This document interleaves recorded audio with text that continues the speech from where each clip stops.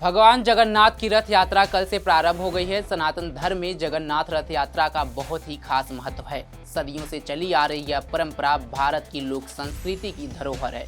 तो वहीं यह रथ यात्रा वेदों से निकले सूत्र वाक्य लोकाः समस्ता सुखिनो भवन्तु यानी कि संसार में सभी सुखी रहें इसे स्थापित भी करती है। रथ यात्रा की इस भीड़ में न कोई जाति रह जाती है, न ही धन पद और मान।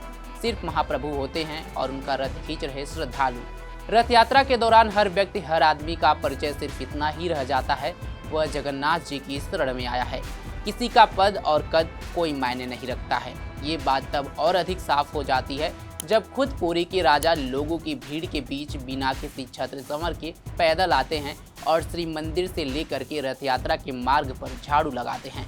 राजा द्वारा झाड़ू लगाने की इस परंपरा को रथ यात्रा में छेरा पहरा कहते हैं।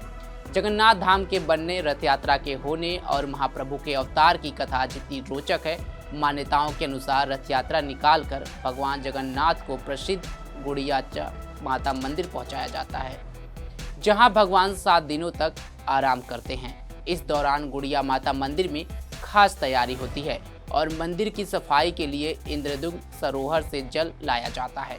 इसके बाद भगवान जगन्नाथ की वापसी की यात्रा शुरू होती है। इस यात्रा का सबसे बड़ा महत्व यही है कि यह पूरे भारत में एक पर्व की तरह निकाली जाती है। आखिर भगवान जगन्नाथ अपने मौसी के घर क्यों जाते हैं, तो आइए जानते हैं। नमस्कार, आप देख रहे हैं punjabkesari.com में सतीन्द्र शर्मा। भगवान जगन्नाथ की रथ यात्रा आषाढ़ शुक्ल पक्ष की द्वितीया को प्रारंभ होती है। 7 जुलाई यानी कल से भगवान जगन्नाथ की यात्रा शुरू हो चुकी है। रथ यात्रा में भगवान जगन्नाथ साल में एक बार मंदिर से निकलकर जनसामान्य के बीच जाते हैं।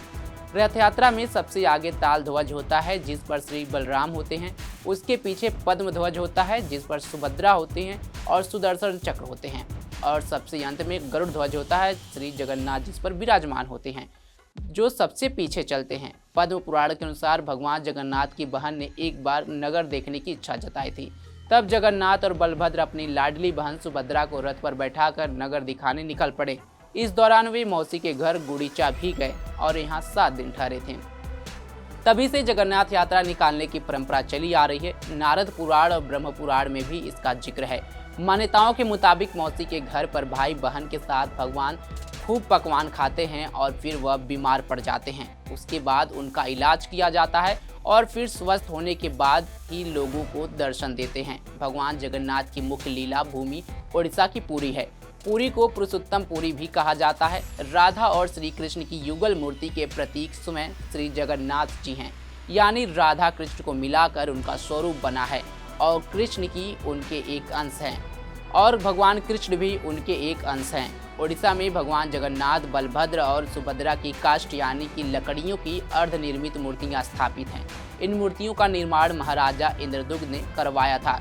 लेकिन जिस तरह से जगन्नाथ यात्रा शुरू हुआ है, इसका भव्य नज़ारा देखा जा सकता है और इस जगन्नाथ यात्रा में श्रद्धालुओं की भारी भीड़ उमड़ रही है। जगन्नाथ यात्रा के बारे में आप क्या जानते हैं, कमेंट बॉक्स में ज़रूर बताएं। तमाम खबरों के लिए जुड़े रहे हमारे साथ और देखते रहें punjabkesari.com। धन्यवाद। जय जगन्नाथ।